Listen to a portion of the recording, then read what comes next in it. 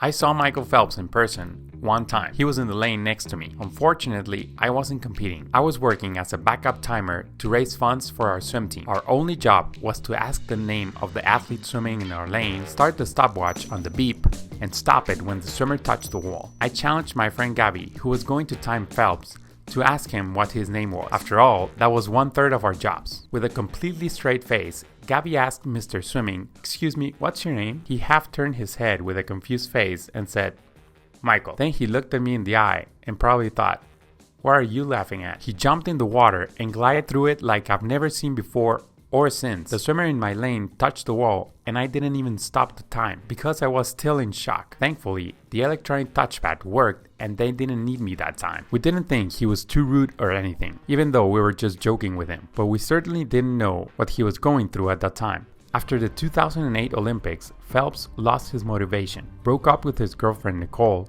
and he was lost. What else is there to do after winning 8 gold medals? He asked himself, what could possibly justify training hard for another 4 years? After a while, he slowly began to motivate himself with new goals, like being the Olympic athlete with the most medals of all time, and winning his favorite event, the 200 butterfly, for the 3rd time in a row. When we saw him in early 2012, he was fully motivated and back with Nicole. He also looked much more muscular because he wanted to swim the 4x100 free relay. At the London Olympics, he ended up breaking Larissa Latinina's record of 18 Olympic medals, but a South African boy named Chad Leclaw touched the wall first in the 200 butterfly. At the young age of 27, Michael Phelps announced his retirement. By this time, he was sick of swimming. "I was done with swimming and didn't want to have anything to do with the sport anymore," he later said. That feeling, believe it or not, is very common among competitive swimmers. Many of my friends couldn't even look at a swimming pool for years after they retired. My brother said that he would never do cardio again. We all realize at some point or another that our bodies need movement. And to understand why so many swimmers, including Michael Phelps, return to swimming even if they absolutely hate it, we need a little biology lesson. Our hearts ask to be challenged. They want at least 45 minutes of fast blood pumping and then get back to normal throughout the day. Our joints demand movement to get all the nutrients they need. Possibly the most important of all is cortisol. Cortisol is called the stress steroid. The body needs cortisol to regulate blood sugar metabolism, to reduce inflammation, for the formulation of memory, among other things. Normally, cortisol levels go up in the morning and go down in the afternoon. When our daily lives constantly generate stress, cortisol levels remain high. When cortisol levels are too high, the heart pumps faster and the blood is transmitted mainly to the legs and arms. The body is essentially preparing for a fight or flight, thinking that it is in a life or death situation. Once the threat passes, the body regulates cortisol levels. But if after being stressed in traffic, you come home to watch the news, your cortisol levels may remain high. Chronic stress means high levels of cortisol for long periods of time, which means less blood to our most important organs. Chronic stress basically causes all the most common health problems of modern life.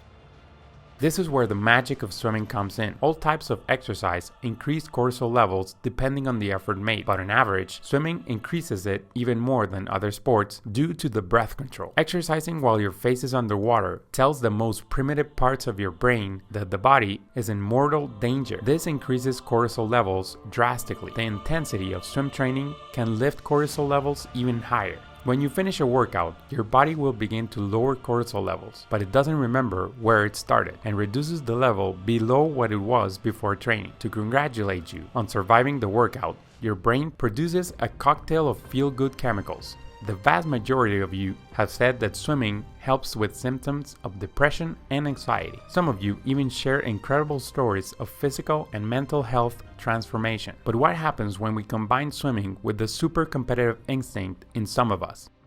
Imagine that millions of people are watching you and you're about to do the most intense physical effort you've been preparing for 4 years and in competition with the best in the world. The result ceases to be the most important thing for your body. Those extreme stress levels can only last a few days, and then it is estimated that 80% of athletes fall into post-Olympic depression. After the 2012 Olympics, Phelps broke up with Nicole again.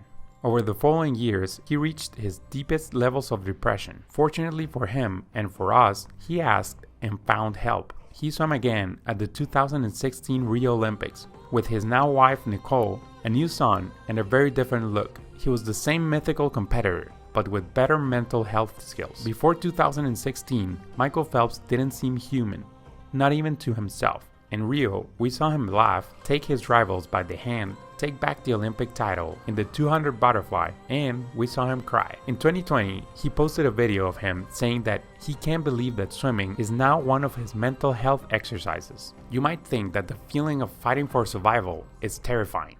And you're right, many people are afraid of the water, and almost everyone is afraid of a hard swimming practice. For some lucky brave people, the adventure in the water is a radical life improvement. In the next video, we will try to find out if swimming is the best fat burning activity. A girl in my swim team swam for 3 hours a day, ate very healthy and very small amounts of carbs. She also lifted weights. She told me that despite everything, she was still gaining weight, and it wasn't muscle gains. How can an elite athlete gain fat even though she was burning more calories than she was eating? In reality, she was eating so few calories that her body thought she was starving and that it needed to store fat to survive. When she started to eat more carbohydrates and the right amount of calories for her needs, her body responded positively. Every body is different, but they are very similar in one way. Our bodies are always changing, for better or for worse. Of course, swimming burns calories. Being in the water burns more calories than being on land. The stronger the effort and or the longer the workout, the more calories you will burn. However, that doesn't necessarily mean you're burning fat. Some of you told us that swimming actually makes you gain fat because it increases your appetite and you consume more calories from highly processed foods. Some said that swimming makes you sleep better. Sleep quality is highly associated with weight changes. Remember how we talked about stress levels in our last Phelps video? High stress levels tell your body that you're in danger, and if they stay high, some bodies respond by storing fat even at a cellular level. Maria Matacoco is one of the best 200 butterflies in the world. At one of our swim clinics, she shared her teenage struggle with weight control. There are so many variables that make it impossible for me to tell you exactly how swimming changes your body, but this might be the best general advice I can give you. Your body knows your past, but only your mind can build a future. So in the short term, listen to your body.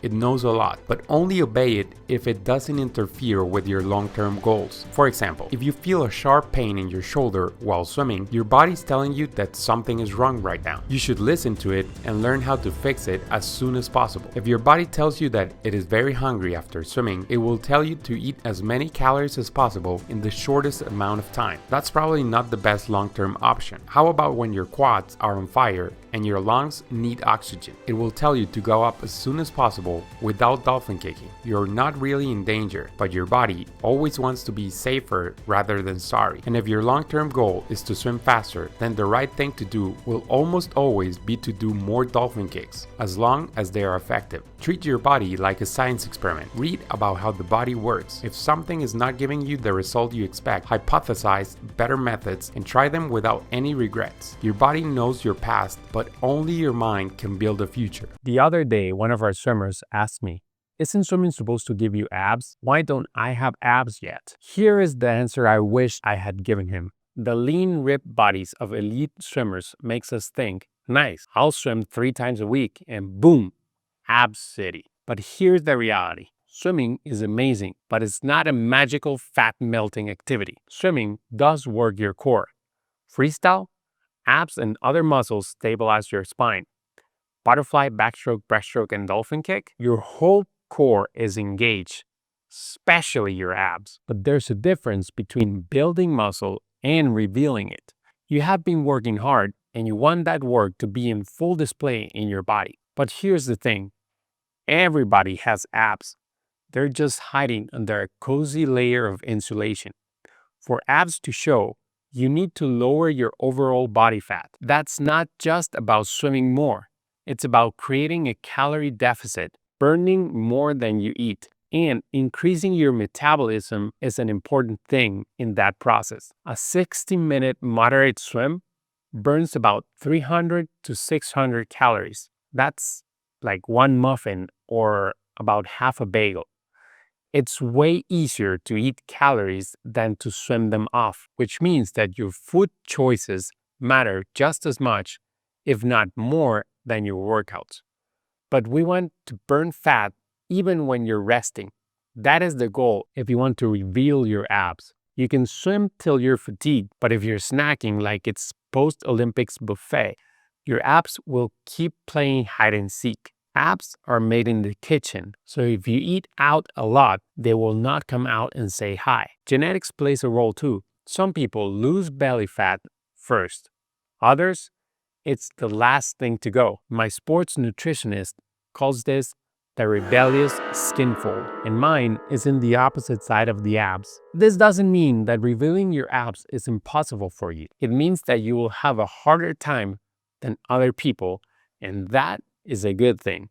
At the end, you will appreciate it more than them. Other things that slow down your metabolism and make you store fat easier are chronic stress, bad sleeping habits, small amount of muscle mass, and even social isolation. Those swimmers with chiseled abs, they're not just swimming. They're training 20 plus hours a week, lifting weights, eating healthy, sleeping like pros, and yeah, they've been doing it for years. It's a symptom of their training, not really their goal. Here's what you can do if you want to see real change. Swim smart. Mix long sessions with sprints and drills. Eat with awareness, not a crazy diet, just the necessary portions for your activity and your body without sugar drinks and with other people. Add dry length strength. The more muscle you have, the more calories you will use even during sleep. And 4, stay consistent. Think years, not weeks. Bonus, celebrate every small win. If you win swimming or lifting, celebrate it, not with a sugary drink. If you are into numbers and it won't stress you but motivate you, measure your body fat every other month. Progress isn't just about looks, it's about how you feel in the water and in life. Having high levels of optimism will reduce stress. So, talk to people in real life, reduce screen time, and dance a little. Stressing about abs will make the abs more likely to hide. If you want abs, swim. Swim a lot. Smile while swimming sometimes. And even if they don't show up, you still did a lot of swimming. And swimming is good in itself. Swimming is one of the best things you can do for your mind, your body, and your soul. It makes you stronger, calmer, and more alive. And that's what I wish I had said. In the moment when he asked if swimming was supposed to give you abs, I just said, yeah, I wish, buddy. Cristiano Ronaldo is probably the most obsessed person in the world when it comes to high athletic performance. It is well known that he uses swimming as one of his recovery methods, so I thought this was going to be an easy video. I thought I would recommend swimming to athletes of every sport to improve their performance, but things in the water are never that easy. As I read more and more research, things got more and more complicated. Now, I'm not sure if I would recommend swimming to every athlete. Initially, the reasons I wanted to recommend swimming to non-swimmer athletes were recovery, resistance, focus, rehab, and core strength.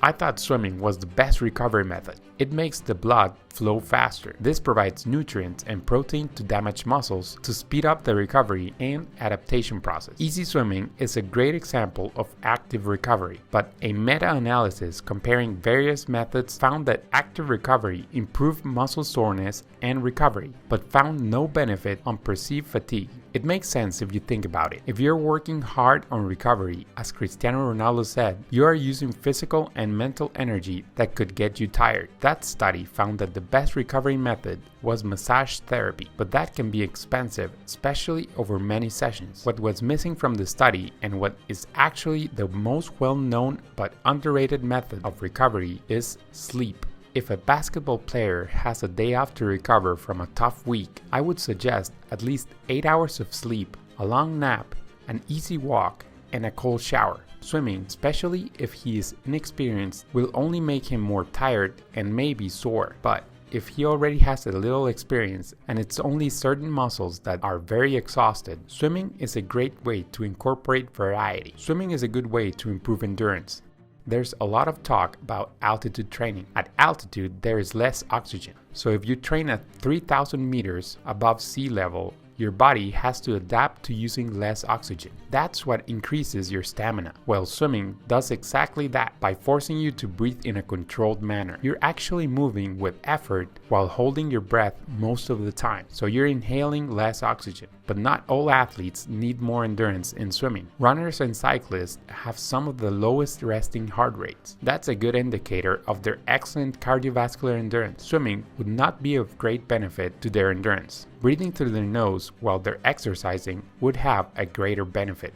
At advanced levels, endurance is very sport specific. When you run, for example, endurance is developed in certain muscles. But if you switch to rowing, you may run out of breath faster than someone who is in worse shape than you, but with more experience rowing. So I wouldn't recommend swimming to a cyclist to improve her endurance. They would just get tired and build up upper body endurance, which doesn't help with their cycling. If they are triathletes, obviously swimming would be a fundamental part of their preparation. At this point, you may think that swimming is not good for many athletes, but there is a concept called beginner's mind. The problem with becoming an expert at something is that you can also become close-minded. If the only tool you have is a hammer, every problem looks like a nail. Tony Hawk says that he always tries to swim because it helps him skate. Laird Hamilton, the big wave surfer, uses weights in the pool, paddle boards, does breathing exercises, and is always trying new and crazy things. Those are just two examples out of many that use their beginner's mind. Doing something you're not an expert in keeps you open to new possibilities and helps you transfer learning and innovation to your area of expertise. So in that sense, swimming would be great for athletes in other sports. Many athletes come to swimming after an injury.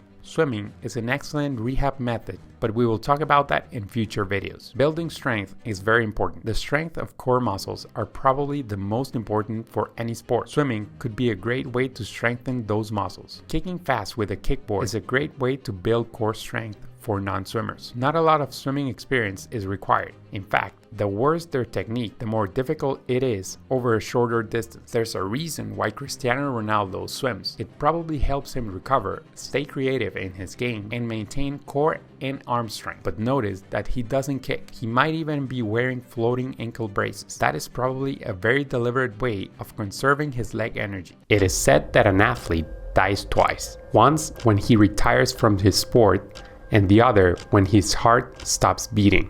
In college, I won the award of most likely to swim at the age of 9. I was obsessed with swimming. Being an introvert, swimming was my favorite excuse to not go to parties. But in the pool, I became more extroverted than the extroverts. I wanted to go to the Olympics and stand on top of the podium. I worked hard to achieve my goal. Now I know that even though I was committed, I didn't give it my all. I realized that although I was obsessed, there were swimmers much more obsessed than me. Winning was one of the most important things to me in swimming, but not the most important. It showed in the way I trained, competed, and had fun in the water. That's why my teammates knew that I would never retire, until I did.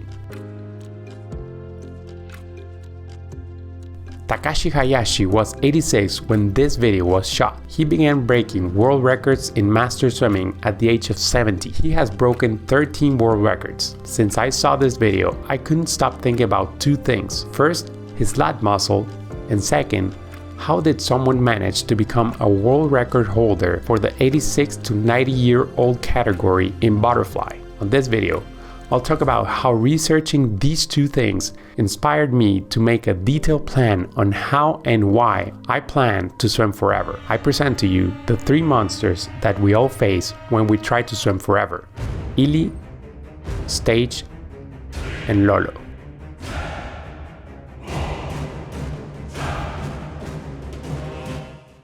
Why do the pros hate swimming? I was sure that I could defeat the three monsters, but after I graduated, all three attacked at the same time. I didn't have a swim team, I had 2 injured shoulders, and I had no way to continue improving. Suddenly, the Olympic dream was barely visible. I found myself in that gigantic group of ex-swimmers who hate even the sight of a swimming pool. I understood that the pool would always be a reminder of what could have been if I tried a little harder. Fortunately, that feeling didn't last long. I started with the monster Ili. This is where my investigation of the human body began. It has been 10 years and I think it will never end. For now, I think I have found the best solutions for certain knee and shoulder problems. I started reading about 20 studies on swimming injuries. Depending on the sample, it has been found that 4 to 46% of swimmers have been injured because of swimming. Statistically, the faster and longer they swim, the more likely they are to develop an injury. According to this study, up to 91% of competitive swimmers have some sort of shoulder pain. By far, the most common injury is what many doctors call swimmer's shoulder. In other words, an injury in some part of the rotator cuff. The famous rotator cuff consists of a group of muscles and tendons in this part of the arm. The second most common injury is in the knee. According to my research, those two injuries are preventable most of the time, but the way to prevent them is not very well known. I spent the last 2 years of my college swimming career with rotator cuff injuries. The pain varied depending on the intensity of the week. I think about it now, and swimming with an injury sounds reckless, but it is very normal among swimmers. You cannot stop swimming because the season lasts almost all year. You also can't afford not to swim when the school is giving you money to swim. I received treatment for my shoulder. It got better, but I never quite understood what caused the pain. After a few weeks, I would get injured again. Sometimes I injured one tendon, other times another. So I kept swimming, ignoring the pain until I finished the university. The monster Ely was difficult to defeat. I wanted to keep swimming, but the pain didn't help. Pain or discomfort? Many people think that once you have an injury, the joint will never be as strong. Luckily, I've never believed that myth. I believe it even less with what I know now. Physical pain and emotional pain are almost the same to the brain. With physical pain, your body sends a signal from the damaged area. With emotional pain, you feel hurt, but your body doesn't know where the pain is coming from. Being injured hurts physically and emotionally, specifically if you can't move the way you want. When I found the solution to my shoulder injuries, I was very happy. The details of the solution do matter, but they change from injury to injury. What I can say is that for all my injuries, physical and emotional, painless movement has been the solution. Most of the time, the body heals itself. Movement speeds recovery if you don't force it to the point of causing more pain. For our nomadic ancestors, movement without pain was walking for hours and hours. For our more recent ancestors, work involved a lot of movement. For many modern humans, myself included, working means sitting down, moving only the fingers, the eyes, and the tongue. Today, we call movement exercise. Exercise increases blood flow. The flow of fresh blood increases the temperature, reduces pain, and regenerates the tissue of the body. Exercise is not easy, nor comfortable. Exercise requires discomfort. Our bodies are designed to move when necessary and to not move when it is not necessary. In a privileged life, natural instinct makes us move as little as possible. Chronic diseases send us to the doctor. There they tell us that we need to get out of our comfort to sweat, get tired, and have sore muscles to be minimally healthy. Pain and discomfort are two very different things. Discomfort is a mild annoyance, a muscle that is fatigued, lungs working hard, or being embarrassed to be seen in a swimsuit. Pain is sharp and intense. Very often, it can be a problem with the tendon, ligament, or bone. Sometimes, pain is causing someone harm. It is important to know the difference between pain and discomfort. Ignoring pain will cause more pain. The goal should be to seek discomfort while avoiding pain. Balanced body. In 2015, thanks to strengthening, I was able to swim without pain. I liked swimming, but I didn't have enough motivation to swim. Gaining strength felt good. It fixed my shoulder injuries. Getting strong with good technique was the responsible thing to do. People always told me that athletes get injured because of bad technique. It turns out that getting stronger too quickly, even with good technique, can also cause injuries. It doesn't always happen, but when it does, it's for various reasons. When a load or a resistance is more than what a muscle or connective tissue can handle, it gets injured. When a muscle is stronger than the tendon, it pulls harder than the tendon can handle. Sometimes the muscles and tendons are strong on one side, but not on the other. Muscles accelerate one part of the body. There are opposing muscles that slow down that movement. If the accelerator muscles and the tendons are much stronger than the decelerators, this will eventually cause an injury. That brings us back to Mr. Hayashi's latissimus dorsi muscle. Clearly, swimming works this muscle. His lats seem stronger than the lats of many 20-year-olds. Latissimus dorsi means the broadest muscle of the back, and it is. This muscle helps adduct, internally rotate, and extend the shoulder. It is the ideal muscle to help you move your arm while swimming. When this muscle pulls too hard and/or too often, it creates imbalances and shortening of other muscles. Remember I mentioned this study? The main difference they found between healthy and injured swimmers was a shortening of the pectoralis minor. From what I've researched, there are 3 movements that should be mandatory for every swimmer and 1 optional. External shoulder rotations,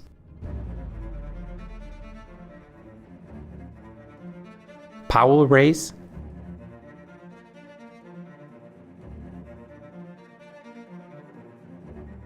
and trap 3.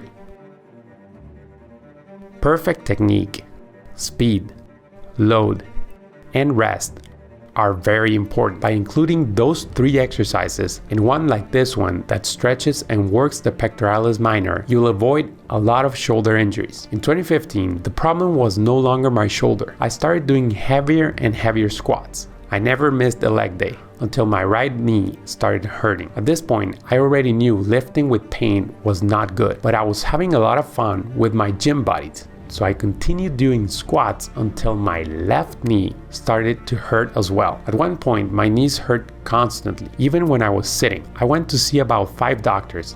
They all basically said the same thing. I had to stop lifting weights, running, and jumping. If you want to keep exercising, they told me, you need something that won't put too much stress on your knee. They all recommended swimming. Ely, one of the monsters that pulled me out of the water, now pushed me back in. I wasn't mad about that. The problem was that the other 2 were still in there.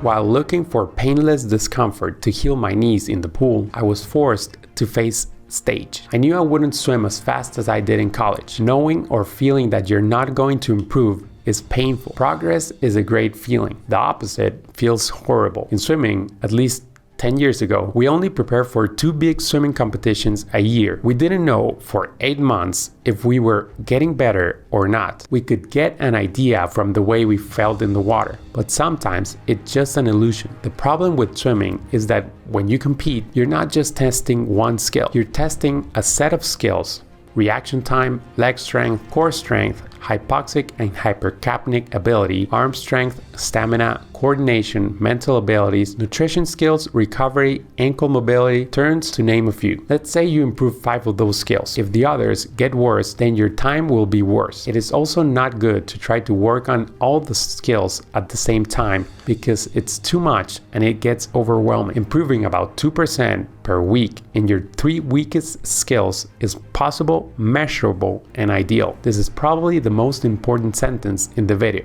Improving 2% on your weakest skills is possible, measurable, and ideal. I know this from my own experience and from others. I spent around 5 years trying to get rid of my knee pain. Swimming helped, but it wasn't enough. The doctor said that I would probably have the pain for the rest of my life. So I did research and found many people with the same problem. Someone from the patellar tendon knee problem community gathered all the possible solutions and shared the best with us. I started doing more or less the right thing to fix it. The problem was that I had no way of knowing how far I was progressing or what my weakest abilities were. Just like in swimming, I went for long periods without noticing improvements. That is stage's favorite time to attack. Stagnation is a powerful demotivator.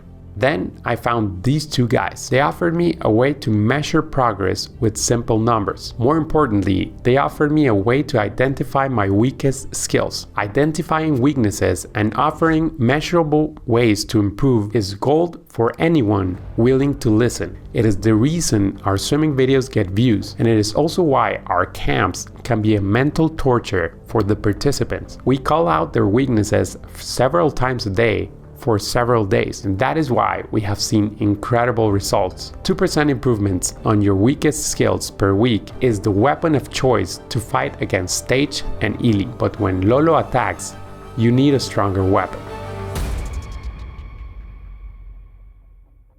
Finite versus infinite goals. Takashi Hayashi was diagnosed with stomach cancer. He thought it would be the end of his life and his swimming career. He had surgery and it went well, but he thought that he would never swim again. That was until Taisuke Miyazaki started breaking his world records. Taisuke looks young for a 79-year-old. Takashi wouldn't let him win without a good fight. He wouldn't sit still watching Taisuke break his world records. He returned to swimming inspired by his rival. 2 years after his surgery, Takashi broke another world record. Exercising alone without a worthy goal is fine on a good day, but on a bad day, there is nothing to motivate you. Getting better just for the sake of getting better eventually feels empty. At least it did to me since I can remember. I swam faster and faster, but for what? Who was I trying to impress? Who was I helping by swimming faster? Answering those questions is a very personal issue. The competition between Hayashi and Miyazaki helps keep them healthy and motivated. I always believed that winning an Olympic gold medal would inspire younger swimmers. Many swimmers believe that. To the Olympics, swimming is not an easy sport. Getting up early, dealing with the cold, not breathing most of the time, pushing the limits of your heart, muscle, and tendons are a necessary discomfort for swimming. Without a worthy goal, it is very difficult to continue. To keep swimming for decades, I figured I needed an infinite goal. I needed other people. From the age of 7 to age 22, I had teammates and coaches who motivated me to continue swimming. If it weren't for them, I would have stopped swimming much sooner. In fact, without them, at 23, I stopped swimming. Without a team, I know I would lose the battle against Lolo. One day, I discovered that I didn't need to win 23 Olympic gold medals to bring swimming to the masses. I didn't need to go to the Olympics to be part of an aquatic community. I just needed to share on the internet what I had learned. The Skills and Talents team and I are motivated to help people around the world live healthier and more exciting lives. And we know that we are just at the beginning of our mission. Now, more than 1 million people, several co-workers, and a training partner motivate me to fight Lolo and keep swimming. How to fight against the three monsters. Takashi Hayashi and Taisuke Miyazaki have been fighting the three monsters for many decades, and their story inspires us to keep fighting. But the three monsters are impossible to kill. All we can do is hold them back. Athletes don't need to die twice. Let's help each other be healthier, stronger, and more motivated. I have 3 things that most doctors don't have to help you get rid of your knee pain. 4 years of pain experience in both knees. After seeing every specialist, I had to learn how to fix it permanently myself. 6 years studying everything about my knee pain, and 6 years of experience on YouTube explaining possibly the most complicated sport in the world. And now I can do this, and this, and this without knee pain. I couldn't even do this before the knee injuries. The doctors obviously helped me with the diagnosis and temporarily decreased the pain. A good diagnosis is important to help you understand the specific rehabilitation needs and limitations.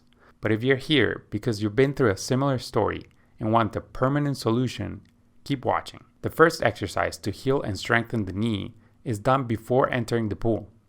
This is a good warm-up and should be done carefully. Hold on to the blocks or the pool stairs. Then touch the water with your toes. That's it. Do 10 to 20 reps on each leg. It seems very simple, but it's actually a variation of the Poliquin step. Charles Poliquin used this exercise to rehab the knees of athletes who went on to win Olympic gold medals in different sports. The good thing is that almost anyone can do it at their level.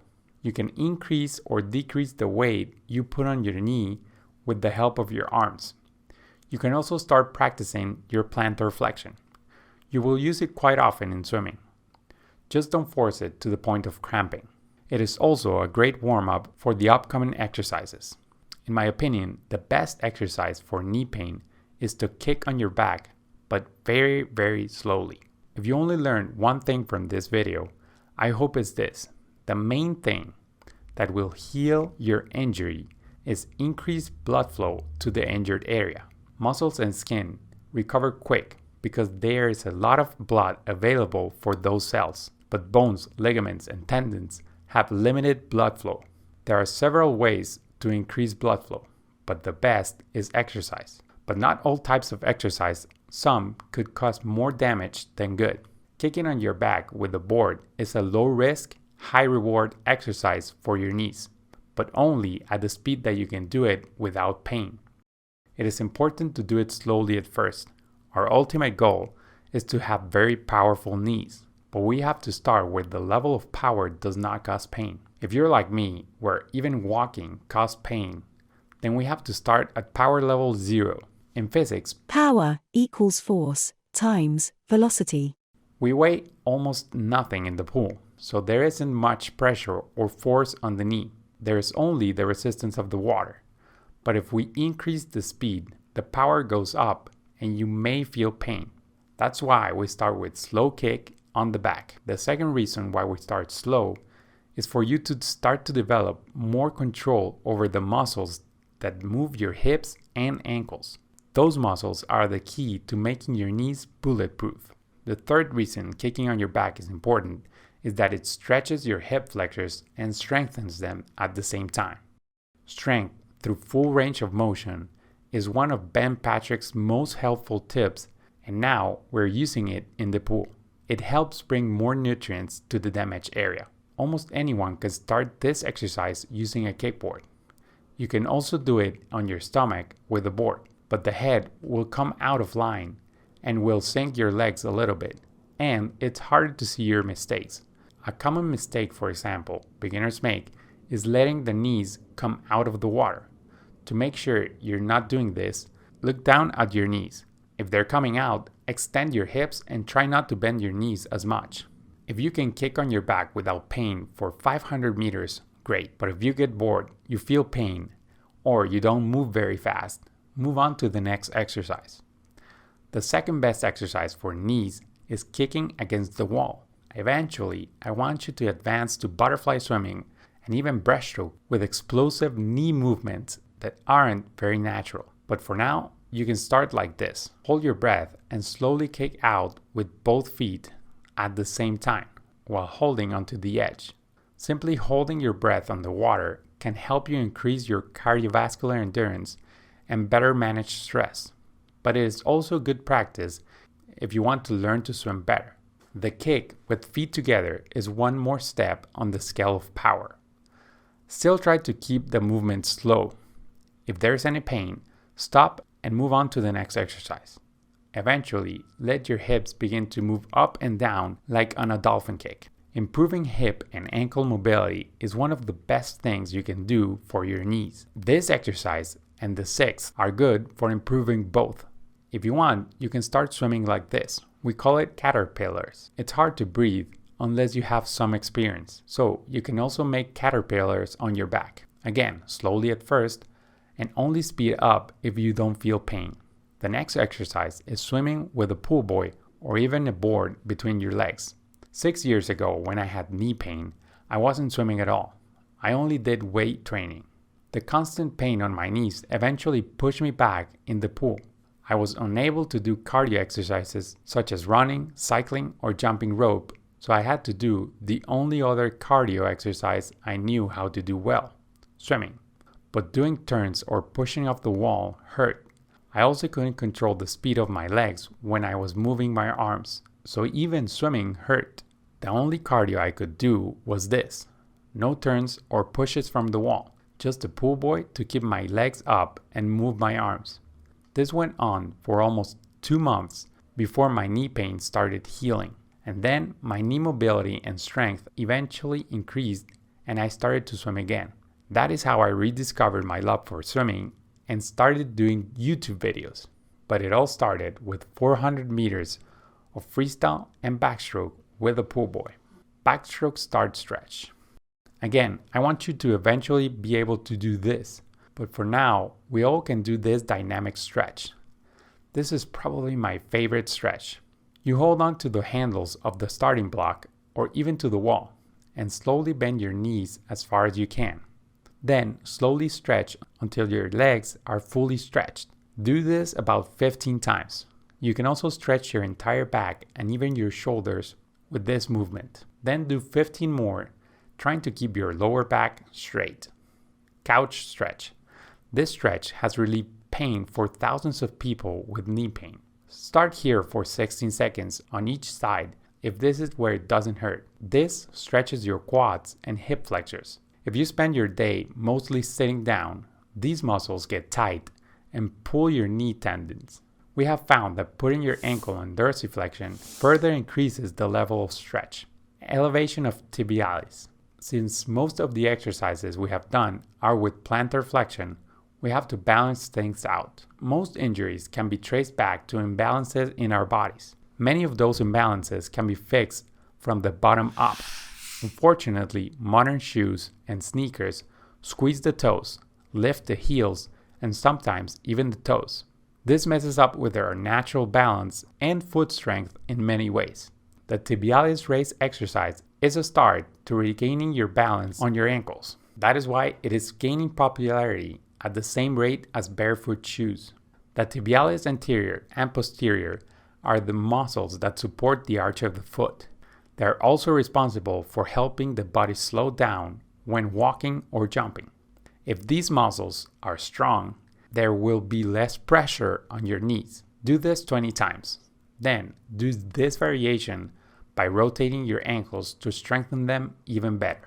Another 20 reps will be great. You can also do it on land. The further the feet are from the ground, the more difficult this exercise becomes. Do this routine 3 or 4 times a week for the best results. Your pain won't go away immediately, but like we said, tendons and ligaments take longer to heal than muscles and skin. There are 2 times in my life where I remember always being tired. I was making big mistakes that would prevent me from using energy correctly. One, when I was a swimmer in college and trained 20 hours of intense workouts every week.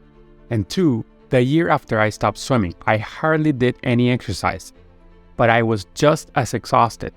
Now, I finally understand why I felt tired. Amazingly, at 32, I feel more energetic than when I was 22. Quite the opposite of what the 32-year-olds told me when I was younger. And thanks to what I researched for this video, it is likely that at 62, I will have even more energy than I do today. Thanks to this channel, I have met some of the most energetic 60-year-olds in the world. They have a lifestyle full of physical activity and an insatiable hunger for new challenges. I have also known children as young as 9 years old who have the minimum energy to be active 1 or 2 hours a day. Then they are exhausted. This is not normal. In this video, I share some of the most common mistakes we make when it comes to finding energy. 2 weeks ago, we went on vacation. I spent 11 hours straight driving. I sat on the driver's seat all day, and yet I ended up exhausted. The next day, I exercised 3 times in less than 12 hours, and according to my phone, I walked more than 10 kilometers. I know, my vacations are a little different. Again, at the end of the day, I ended up exhausted. Those 2 days were a mini version of my tired years. Clearly, I moved a lot more on the second day than I did the first, but I was exhausted at the end of both. There's something weird here. That's not how I thought energy worked. I did a lot of research on how the human body uses the energy. I felt like an alien trying to understand humans. And as an alien, I discovered that humans make decisions that go on the opposite direction of their goals. One of the most obvious examples is how we try to find more energy for our everyday lives. We make big mistakes that make us feel tired, lazy, and depressed. Some of the biggest mistakes I have made to find energy are eating sweet things, drinking coffee, working out, and sitting down. Sweet things have a lot of simple carbohydrates. Carbohydrates will give you energy immediately, but for a short time. According to my initial research by osmosis, being married to a sports nutritionist, marathon runners drink a lot of simple carbohydrates because they need the energy right away. But they know this will only last a few minutes, so they have to drink or eat more carbs every few miles. Eliud Kipchoge, the world's greatest marathon runner, drinks his carefully prepared carb-loaded drinks 13 times throughout the 2-hour race. Last time he missed one. and he lost the race. In his fastest run, he drank 200 grams of carbs. That's the highest formerly recorded carbohydrate intake by a marathon runner. Just as interesting, the man who delivered his drinks is a 56-year-old German named Klaus Henning Schulk, aka Bottle Klaus. If I was an alien and I only knew this simple fact, I would say that humans are like simple robots that only need a battery full of carbohydrates and can move for a few hours. After that, they need another candy to keep going. I have already tried this tactic. Unfortunately, it doesn't work the same way if you're not running a marathon. Obviously, the food you eat is very important for your energy levels, but food is not what tells your body to move. There is something more powerful that controls the amount of energy your body uses or stores for later. In this world, some animals seem to have a lot of energy and others seem to be resting all the time. Some of them get tired after a short burst of vigorous exercise, and others can walk, swim, or fly for many hours without getting tired. In their natural habitat, none of them feel lazy. They all do what is best for them or for the species. Interestingly, there's only one creature that can run for many, many hours, but chooses not to. Humans have many physiological adaptations that allow them to run long distances. One of them is that they do not have a lot of hair and can lower their temperature with sweat. But why is it that some humans have the energy to run a lot and others don't? This one, for example, has a lot of hair, has flat feet, and doesn't have enough motivation to hunt in the wild for food. He lives a comfortable life. His shelter has already been built. The food he eats has already been gathered and hunted, and he mostly moves for an hour or two a day to make up for the lack of movement he has the rest of the day. I'm sure if he didn't have this comfortable life, he would be able to run and search for food, even though his vision is not good. According to the data, the activity he would most likely choose to obtain food would be spearfishing. Energy for these human creatures seem to come from environment factors rather than from food, rest, or exposure to sunlight. But the invisible difference of those very energetic humans and the low energy ones is inside the skull. My mom and my aunt have a lot of energy. When there is a long physical task to be done, they can outlast any of their nephews.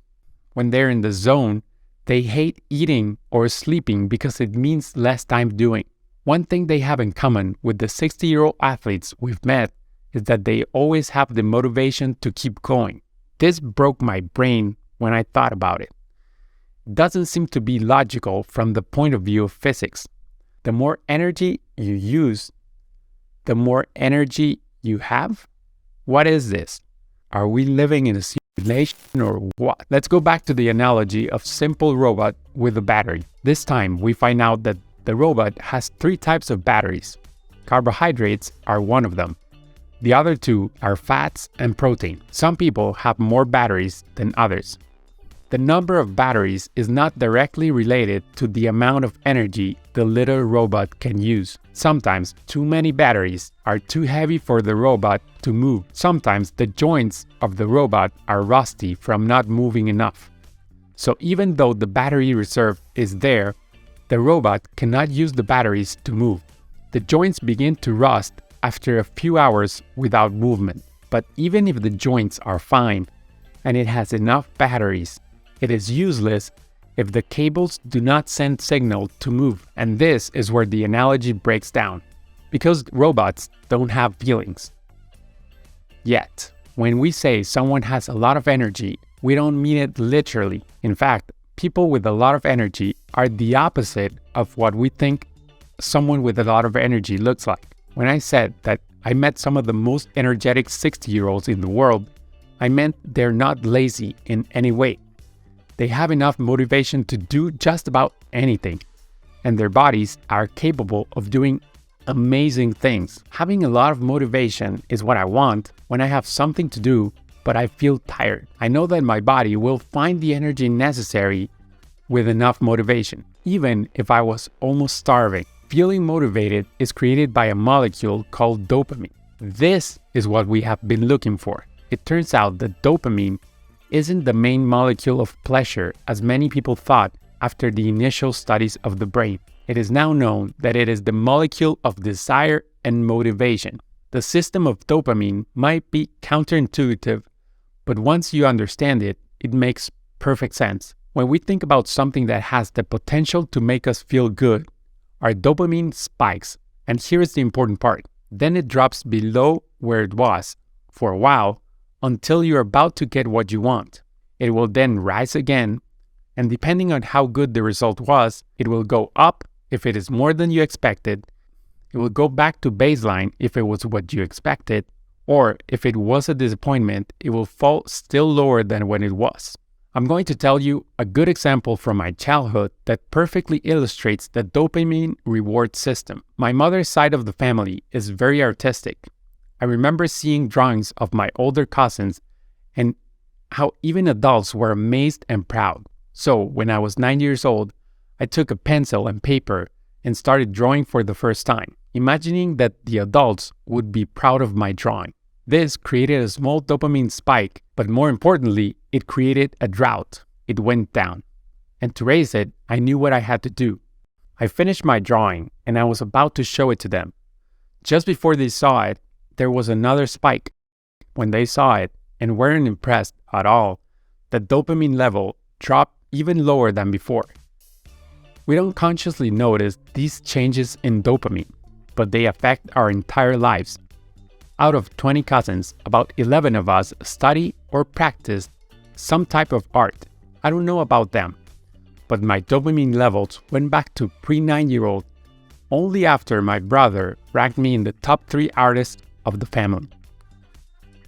According to Huberman, this is what we must do to be more motivated and more energetic. If I feel lazy, procrastinating, or tired, I should look for discomfort. This is the opposite of what I normally do. I would usually seek comfort and easy rewards without effort. We've talked about the difference between discomfort and pain in other videos. We don't want to look for pain. We want to look for a level of discomfort that is safe. Even better if this is good for you. Examples of this may include cold shower, 5 minutes of meditation, especially if you hate meditation, running, holding your breath for 30 seconds, or doing nothing.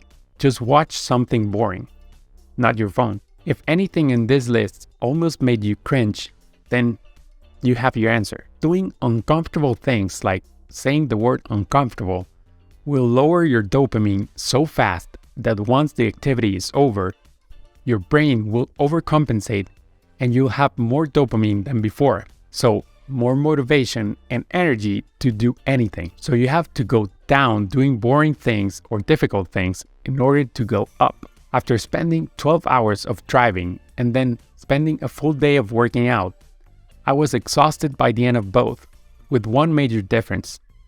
My body was in a lot of pain after sitting, but the day after exercising, I was in a lot of discomfort, but full of energy. It is likely that you will hurt your shoulder swimming fast if you don't know the 2 golden rules of freestyle swimming. Moving your arms fast doesn't mean you're swimming fast. How fast do you think this swimmer is going?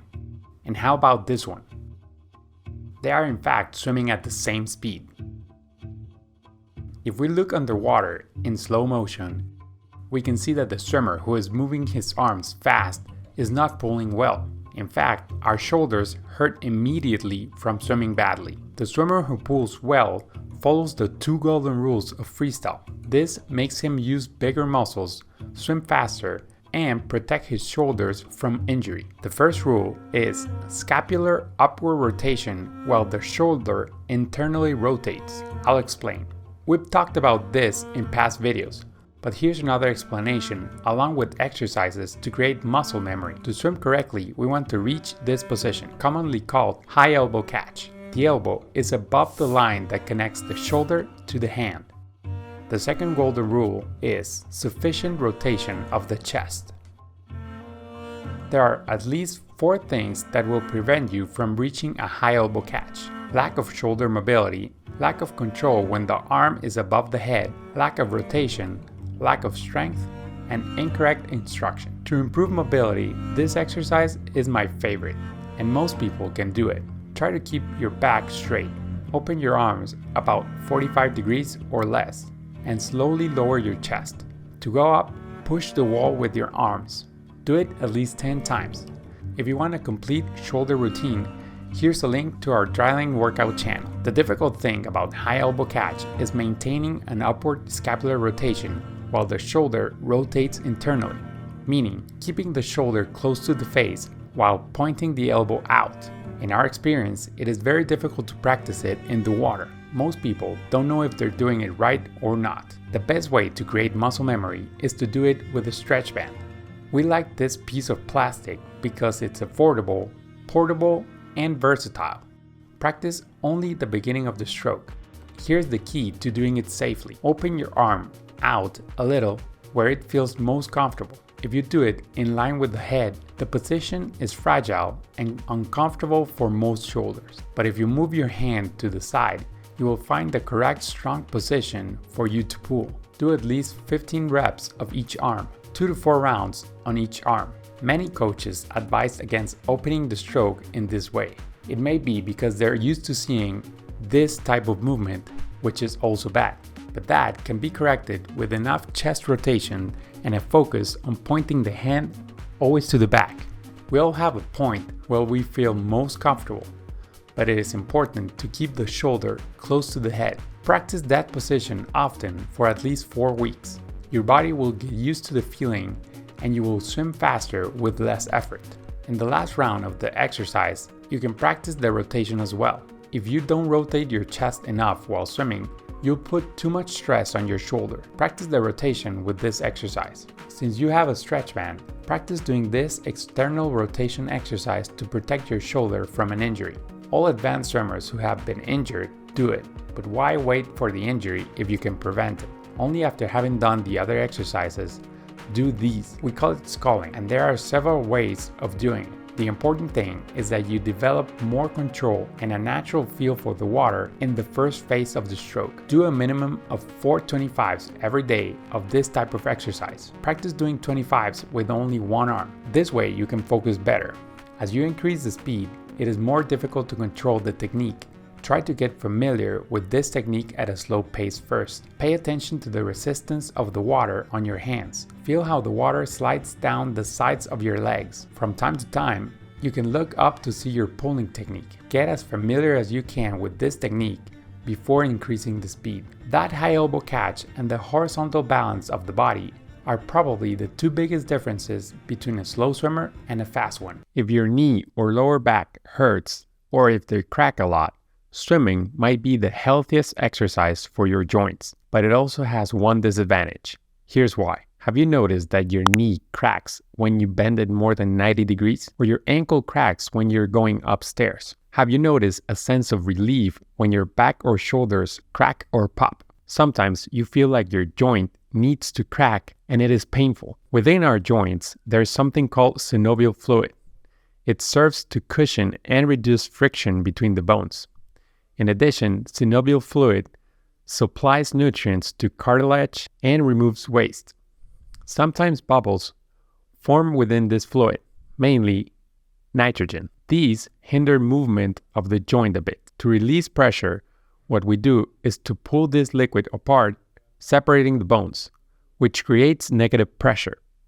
The bubbles merge into one. This was as far as the explanation went when they did a study with an MRI. It was believed that the sound was when the bubble formed. But at least for me, that answer didn't sound as satisfying as this. So I did more research and found out that some sound experts concluded that for it to make that sound, it is likely that at least part of the bubble bursts, and that's what causes the sound. MRI is not fast enough to capture when the bubble pops. A popping bubble that makes the joint move better, that is a good explanation. Donald Unger's mother told him that cracking his fingers was bad and would cause him arthritis. Like any good rebellious son, he decided to do an experiment that lasted 50 years. He cracked his fingers only of his left hand every day for 50 years. In the end, neither hand had arthritis. From this and more experiments, we know that cracking your fingers does not cause arthritis. I will tell you the real risks and benefits next, and at the end, I'll tell you a secret only for the most loyal audience. In some extreme cases, cracking the bones of the neck can result in a stroke. It's very difficult for this to happen, but when it does, it's because the neck is cracked very quickly, forcefully, and improperly. It generally happens when the person cracks their neck on their own. So, if you feel discomfort in your neck, it's better to do exercises or go to a good chiropractor or physiotherapist. The neck exercise I use the most is pushing the car seat with my neck. But when I injured my neck, swimming helped me a lot. If the cracking of the bones caused pain, it may not be the bubble. It may be that the bones are rubbing against each other or that the ligaments are jumping from one side of the bone to the other. We'll talk about the bones bumping into each other a little bit later, but it's not as scary as it sounds. If it doesn't hurt and you're not trying to crack your neck, which is practically part of your brain, cracking your bones means you are creating movement around the joint, which is good. As satisfying as it is, there is something better for your joints. We all know someone who has been told that they no longer have cartilage or synovial fluid and that the bones, especially in the knees, are rubbing against each other. The worst thing is that they were told that it had no solution because this fluid does not regenerate. This is probably the most damaging and mistaken diagnosis ever made by doctors. Of course, there are problems that cause irreparable damage to the joints, but in many cases, pain and mobility can be recovered. And if the doctor does not give you hope, the damage can be more mental than physical. Saying that it has no solution makes the patient become more and more immobile because in their mind, any movement will make things worse. And if that's what they believe, even if it's not true, any movement is going to hurt more and more. And when the body loses movement, it loses life. It becomes a vicious cycle with no solution. It is now known that joints can heal. There are several methods, but as almost always, the best is movement. The perfect dose is not yet known, nor how long it takes to recover. The joints in the spine especially are very difficult to study. I'm not saying that I have all the solutions, but since I've been researching so much, it is worth sharing what I've learned and also reading your stories in the comment section. In general, the problem is that it is a very long process and can be frustrating. Muscles recover very quickly. Tendons and ligaments not so fast. But the cells inside the joint are even slower. There is no blood here. So repetitive movement is needed with the pressure that the body can bear without pain. That's why swimming is so good for the joints. It's a repetitive movement without much pressure on the joints. I asked our audience if swimming has helped them heal. I was not expecting so many answers, especially in our Spanish channel. I even got emotional reading some of them. This is what Uriel said. I've been taking classes for an hour and a half, 3 times a week. It has helped me a lot physically and emotionally. I have anxiety and some depressive traits. Physically, I have back and knee pain. Since then, I have found a great love for swimming. I was afraid of the water and barely knew how to swim. The physical discomfort has decreased and it helps me sleep better. My mood has improved, especially after getting out of the pool. This person was a little bit more brief. Well, swimming healed my disc herniation, so there's that. Swimming definitely has a healing power, but to continue strengthening, it is necessary to keep increasing the pressure on the joint, very, very slowly and with a lot of patience. We have seen cases of people who could not walk, and thanks to swimming, they can now go up and down the stairs. They can even do squats. I tell you this for 2 reasons. To tell your friend to go swimming and so that you know that you can strengthen your joints. Strengthening and gaining mobility in the joints is the best thing for your health and to improve in your sport. Increasing muscle mass should only be a priority in bodybuilding. For all the other sports, the priority should be to strengthen the joint and then grow the muscles according to the capacity of the tendons and ligaments. Less muscle is required in football than in rugby, for example. In this picture from the Olympic Museum, You can see the differences in body types, everyone with a different amount of muscle mass. But what we cannot see is that they all have the strongest joints in the world. That is why, and other reasons such as coordination, rhythm, explosiveness, endurance, etc., they can achieve what no one else in the world can. So to strengthen the joint, we need movement, pressure, and to reach limits in the ranges of movement. Swimming gives you movement and the end of range limit, but it can be too gentle. That is why it is essential to complement swimming with strengthening inland. When strengthening the joint, the bones are going to crack. Now you know that the bones don't crack. It's the bubbles inside that synovial fluid. Beware, exercising at the extreme ranges of movement can cause injury. But if done slowly, progressively, and with the controlled speed and weight, it is the best thing for your body. Do you know why this feels good? It's not because this is the correct posture and this is incorrect. While this posture might look healthier and more aesthetically pleasing, and the opposite looks bad, this is just a temporary posture you should use on certain occasions. It's not healthy or sustainable to be like this all the time. Think about it. After standing perfectly straight for many hours, this would feel amazing too. A lot of people think that texting posture is causing pain in a lot of young people. We now have scientific data showing that this posture is not causing neck or back pain. They say that the head weighs around 12 pounds when you're standing straight, but when you lean forward, it can weigh up to 40 pounds. The head doesn't change weight, obviously. It is just in a less advantageous position to hold it for a long time. Here's another mind-blowing fact. Did you know that most of us have or will have by the age of 50 a herniated disc? For some people, this can cause a lot of pain. For the majority, it has no effect. And for another group, the more they think about the herniated disc, the more it hurts. By the end of this video, you will know the easiest way to improve your posture, decrease your pain, and improve your mental well-being. You might be thinking that you need a lot of exercise every day, lift weights, stretch, and never look at your phone like this again. That is not true. You can improve your posture and your mood with just 4 minutes of magic movements. They're not really magic, but they feel like magic. A lot of people might interpret this wrong, so listen carefully to this. There doesn't seem to be a correlation between posture and lower back or neck pain. However, spending a lot of time in the same posture does cause some acute and, in some cases, chronic pain. This made sense to me when I read it. If you fall asleep in a bad position or in an airplane, your neck and back hurts.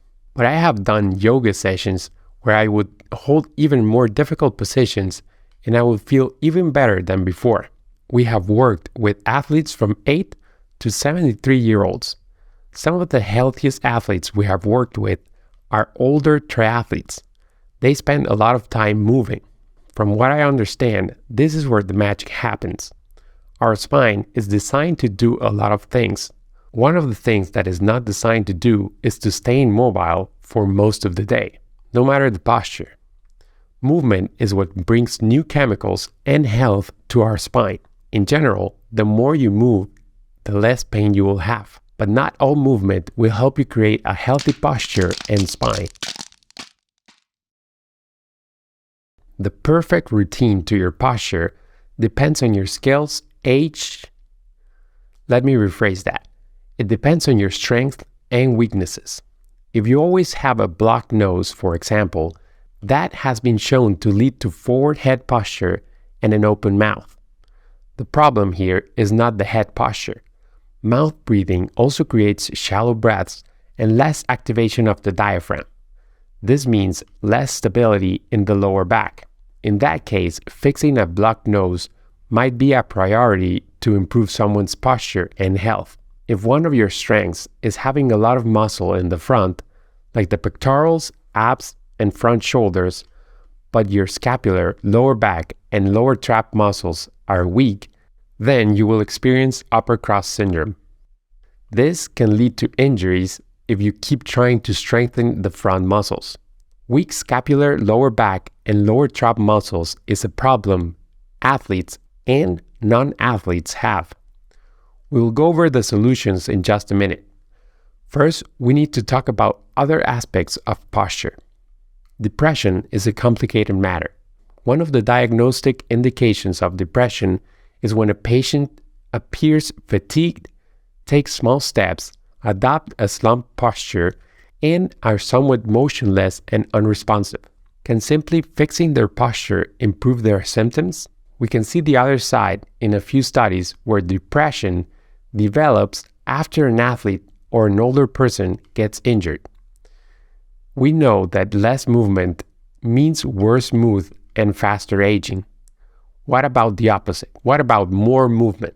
This 2016 study found initial evidence that adopting an upright posture improved mood in people with depression.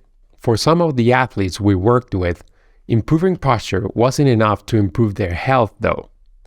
It is possible to look confident with a good posture and still be in pain or depressed. We have seen that in actors and athletes of all ages.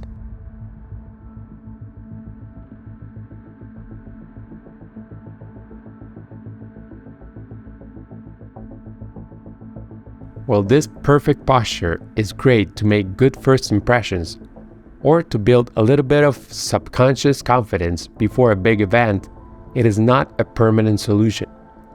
It can be tiring and it can lead to hyper-focus on posture, which can have a nocebo effect.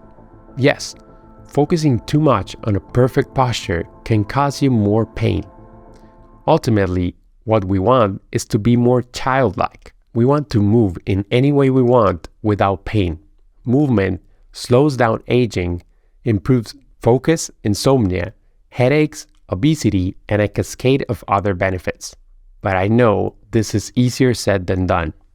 Pain is real. Even emotional pain is very real. I have been injured many times. I have injured my neck, shoulder several times, knees, hand, ankles, and heels. I know that life is sometimes difficult and the motivation to move is not always there. So I will tell you what I and the athletes we have worked with have done to improve not only their posture, but their general health. We will start with the easiest solution and we will finish with the best solution. Shift your weight when working, texting, or watching YouTube videos often. Our spine is meant to move. Any movement is good. 2. Do the opposite of the texting posture, even while texting. Repetitions of 20 to 50 times a day improves circulation and mood. Walk, stand up, and do light warm-up at least every 2 hours. Shoulder circles, neck tucks, and trunk rotations generate healthy spine movement. Relax. Don't hyper-focus on your posture or pain. I know that just by talking about it, it is impossible not to think about it. The best solution to think about something else is to do breathing exercises. Any breathing exercise will help you do this. The simplest one, I think, is counting 5 seconds in and 5 seconds out with silent breaths. Before we go to what I think is the best solution possible, let's get something clear. If you have a serious medical condition, I would advise consulting an expert and learning more about anatomy and psychology. I'll leave links in the description for more information. The best solution possible, in our opinion, and the opinion of many doctors, is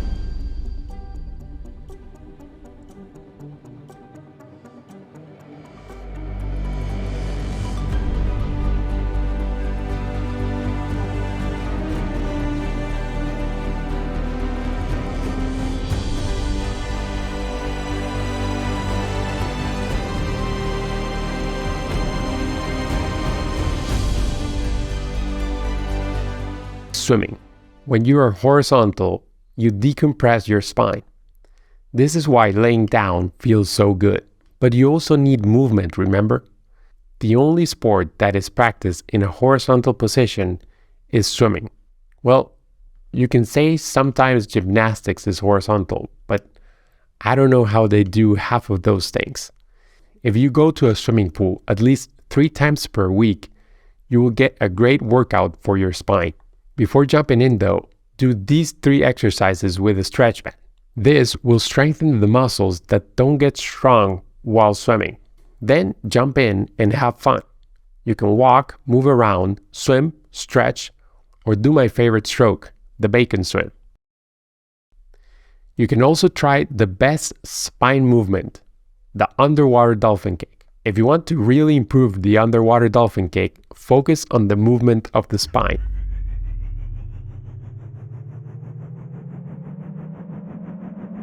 By simply doing these 3 exercises with a stretch band and moving in the water, you will strengthen, move, and stretch all the necessary muscles and connective tissue to improve your posture. The water will carry the weight of your body and you will be able to move your spine freely. As long as you don't swim like this, you'll be fine. Besides swimming, there is another great movement to decompress the spine and improve your grip strength. But I need to tell you a story first. I'll tell you our company's most well-kept secret until now, just because you made it to the end of the video. Project AM is going to be the most ambitious health enterprise YouTube has ever seen. We want to build the biggest, healthiest, most successful swim team. It will have people of all ages and skill levels. The aim is to have 100,000 people in the swim team. Our first project is building the perfect swimming pool. This video is part of the research phase. Through researching posture and health, I have concluded that we need this in our swimming pool.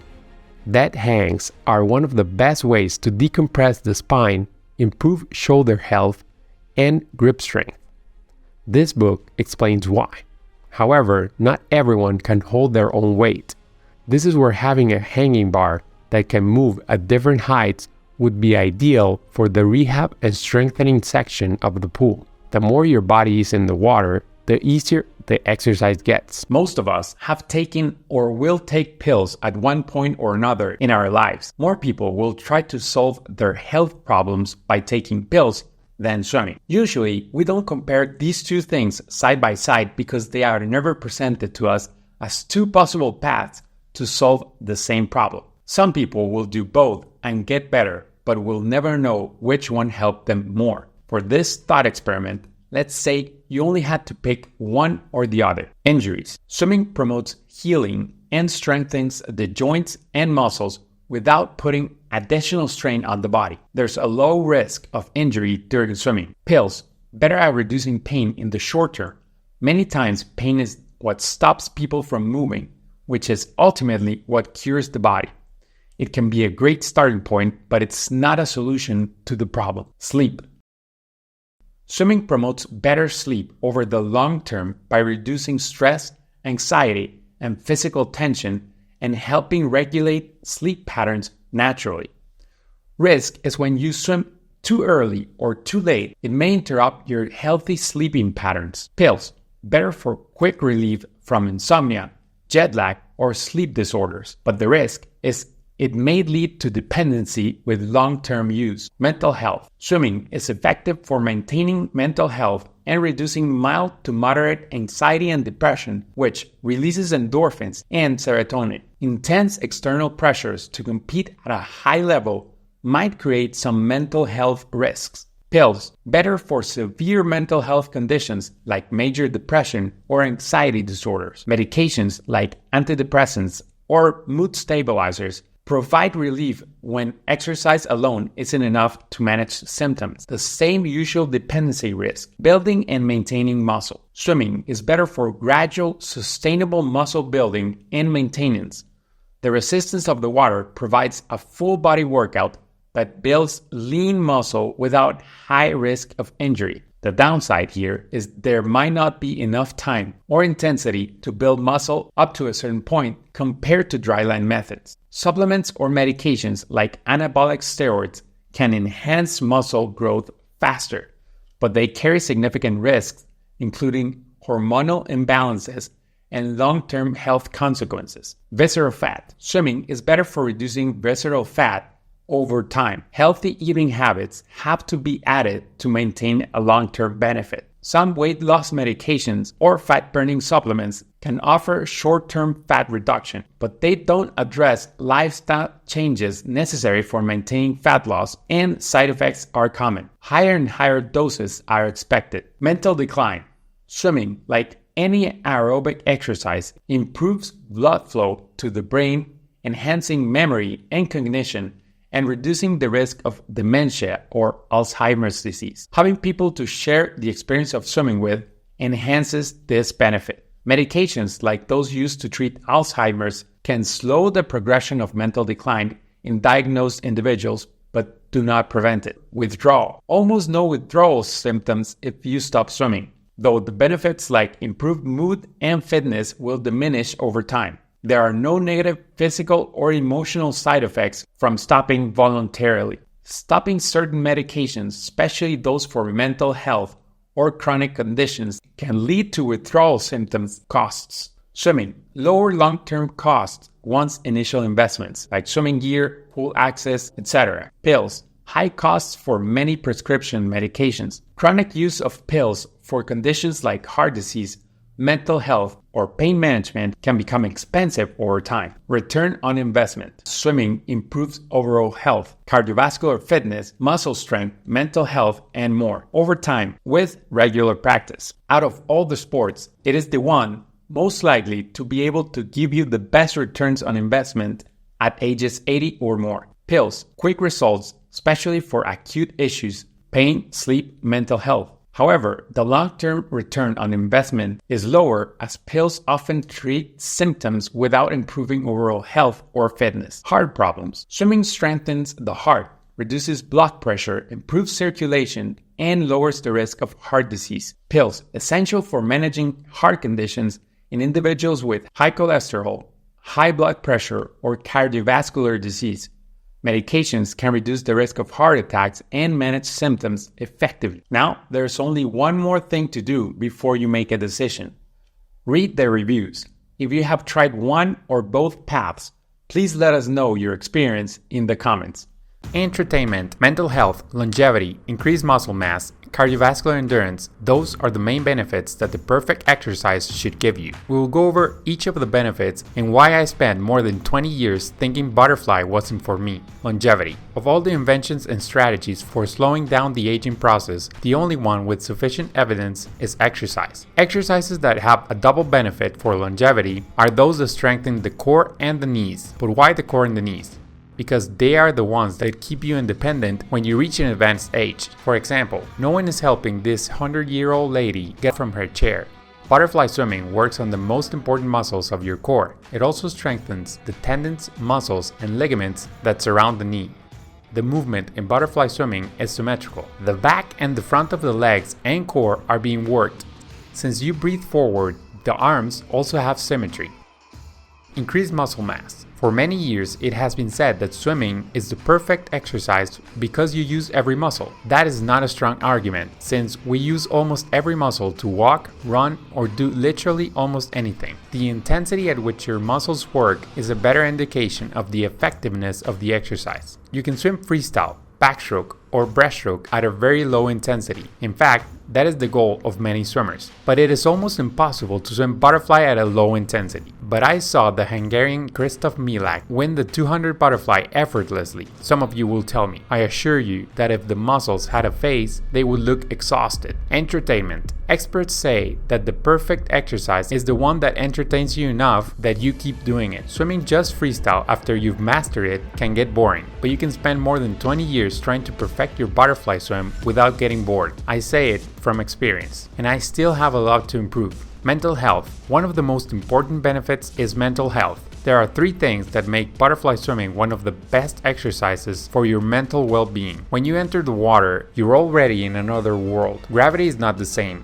The sounds, touch, Almost all of your senses have a different experience. Butterfly swimming can be frustrating at first, but if you take it step by step, you eventually get into the state where your body needs so much attention that part of your worried brain shuts down. According to studies, creativity, concentration, and good mood last up to 24 hours after entering that flow state of mind. Another mental benefit that you can get when swimming butterfly is progress. Improving in some aspect of your life is what neurons like the most. From the moment you start swimming butterfly, you have a lot of room to improve. It helps when you have a clear purpose when entering the pool. When you achieve something that required effort and you thought was impossible is one of the most rewarding feelings. The rhythm and fluidity can make it a meditation and movement. Similar to Tai Chi or yoga, the butterfly swim is meditative but at a higher intensity. Increased cardiovascular endurance. If you feel that you're breathing hard after butterfly swimming, it means that you're also exercising your heart and lungs. Cardiovascular endurance, better known as cardio, doesn't necessarily have to be for long periods of time. Several 50s of butterfly swimming can be one of the best ways to get your heart rate up. There is no rest between strokes.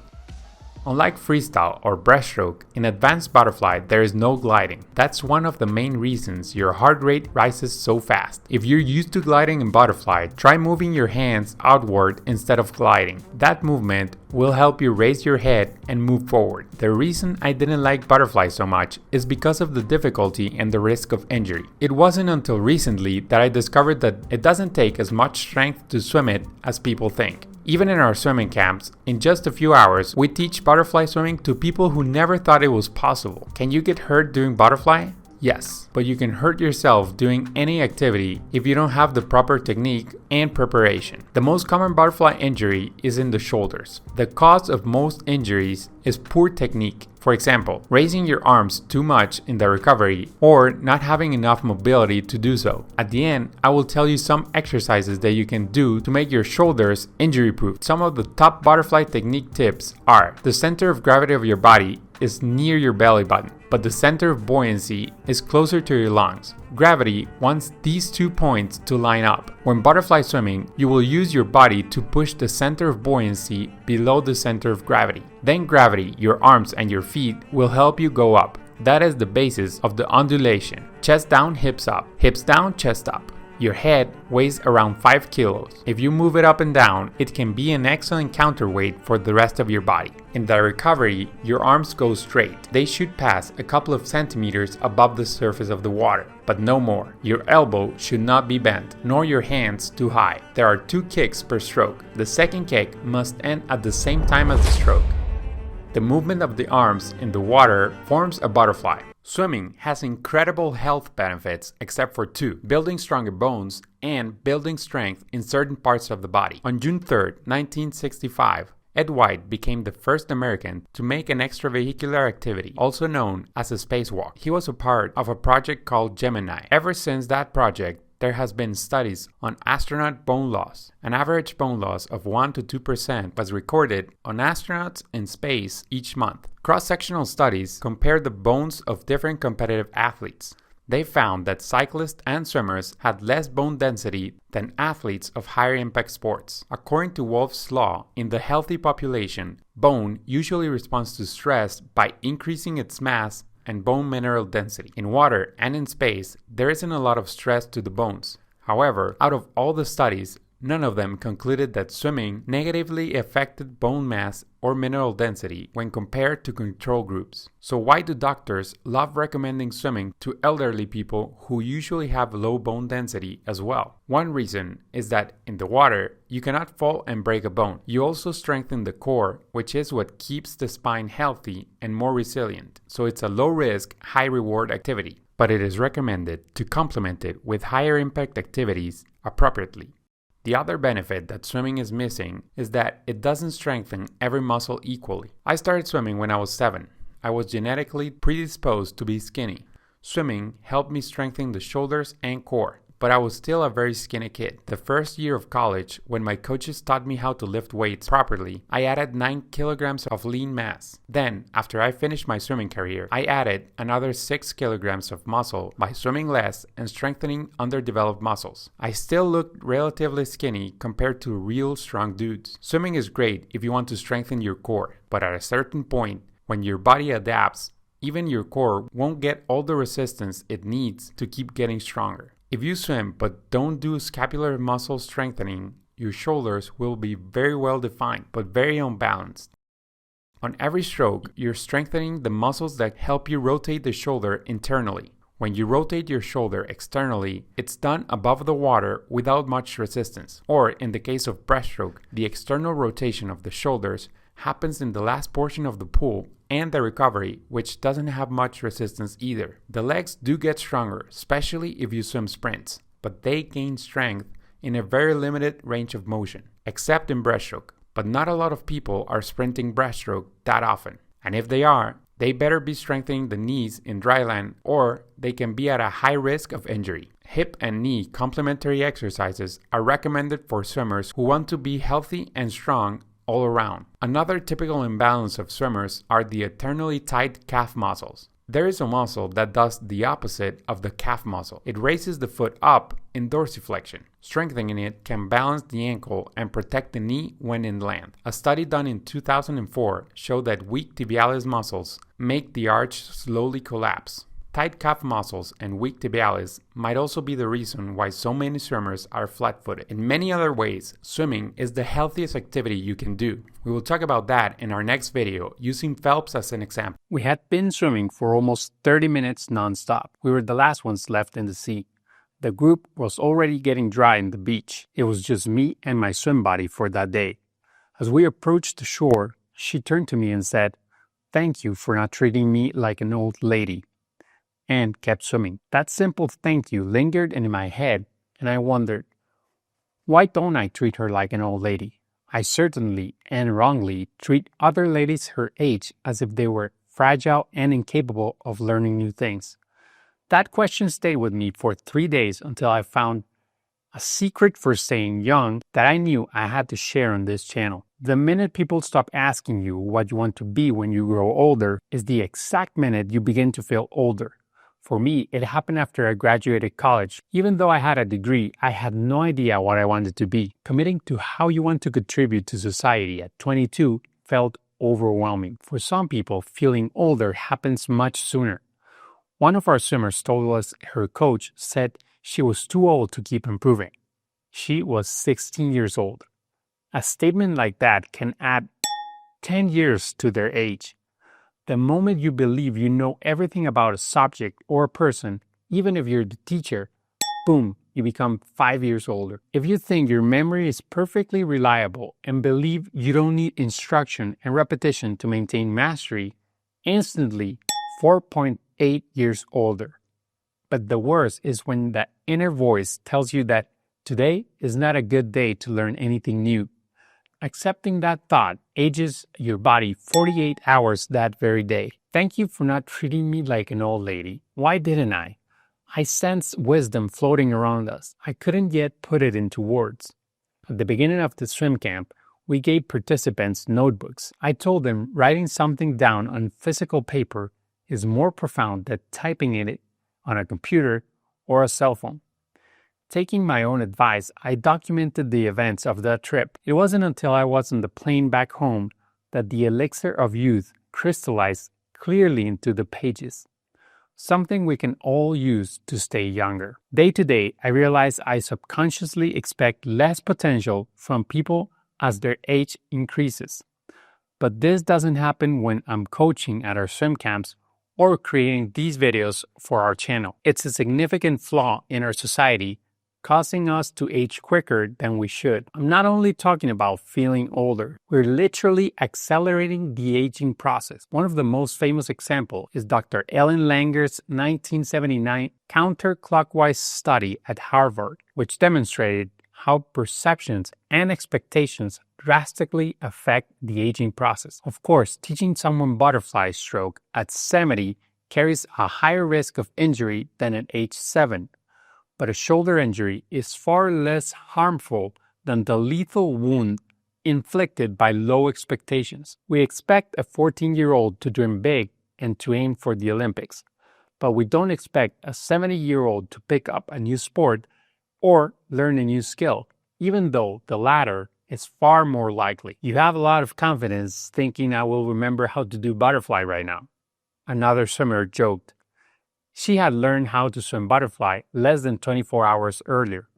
That was another clue pointing to the secret of youth. This group of swimmers radiated youthfulness even when they were tired, and it had something to do with our time in the water. Sometimes confidence in ourselves is elusive, and most people won't help us find it. But the best kind of confidence and optimism is contagious. People naturally gather around individuals who possess both. Unfortunately, that isn't always me. That part I constantly borrow from the organizer of these swimming events, my younger brother. His unwavering confidence in others makes us all, coaches and participants alike, younger than our years. So here's what I wrote on the plane back as a reminder for myself on how to stay young. Make your best effort to surround yourself with people who inspire confidence and expect continuous growth from you. Borrow their confidence until you feel younger. Today is the best day to learn something new. Stay confident, stay young, and swim fast. What's the secret to staying youthful? Oh, just keep doing this. Keep swimming, keep working out, and sign up for camps. Our free videos on YouTube are just the tip of the iceberg. Level 2 is members exclusive content. Dive deeper with exclusive videos available only for our YouTube members.